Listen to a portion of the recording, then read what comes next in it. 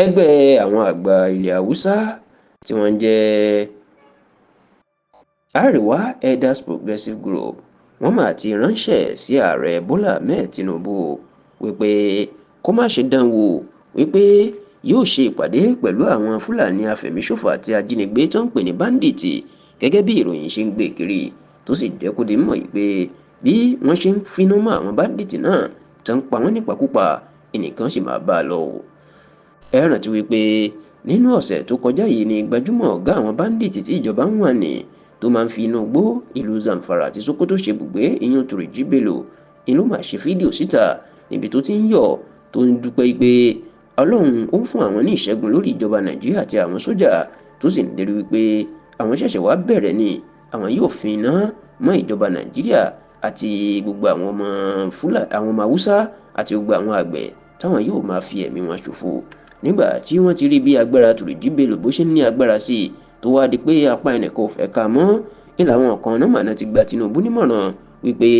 kó lo ọ̀rọ̀ náà kó ṣe é ní ọmọ ọ̀dọ̀ fún àfọgbọ́n ṣe kó pe Turji Bello àti àwọn ọmọlẹ́yìn ẹ̀ sí ìpàdé àlàáfíà kó bẹ̀ wọ́n kó fún wọn lóhun tán fẹ́ kó sì jẹ́ kí àlàáfíà kó jọba káwọn àgbẹ̀ kan lè padà sóko oúnjẹ lè pọ̀ ní Nàìjíríà. Tẹlifíṣàn Yorùbá Tòótọ́ gbọ́ pé Tinubu ti ń ronú lórí ìmọ̀ràn yìí ó sì ti fẹ́ gbé ìgbésẹ̀ láti ṣe bẹ́ẹ̀ nítorí pé ọ̀pọ̀ àwọn alágbára pàápàá láti ilẹ̀ Haúsá ni wọ́n ti ń fún un ní ìmọ̀ràn náà tí wọ́n sì lóun náà ti fẹ́ ṣe bẹ́ẹ̀. Ṣùgbọ́n nígbà tí wọ́n ń sọ̀rọ̀ ẹgbẹ́ àwọn àgbà ilẹ̀ Haúsá Arewa Elders Progressive Group ẹ̀ka ti àárín ìlà oòrùn ilẹ̀ Haúsá ìyún North West iná máa sọ̀rọ̀ síta ìpè kí Tinubu kó jọ̀wọ́ kó má dá àwọn onímọ̀ràn bẹ́ẹ̀ lóhùn o ó ní kó máa pa àwọn báńdíìtì náà lọ nítorí pé wọn ò ní pẹ́ jáwọ́ wọn ni tán bá ń pè wọ́n sí ìpàdé tán bẹ̀ wọ́n bí ìgbà ìpínyà tó ń fún wọn lágbára sí ni. Nínú àtẹ̀jáde tí alága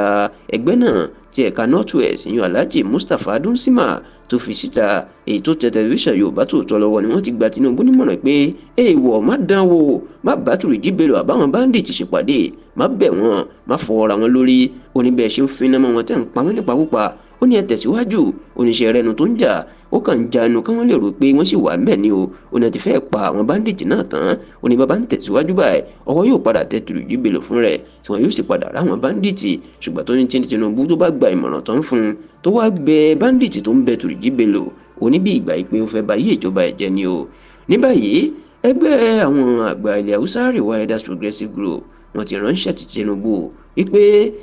ìgbésẹ̀ tán ló fẹ́ gbé tó fẹ́ lọ bá àwọn báńdíìtì ṣèpàdé tó fẹ́ bẹ àwọn olórí wọn pàápàá Turji Bello kó má ṣe dán wò kódà wọ́n ní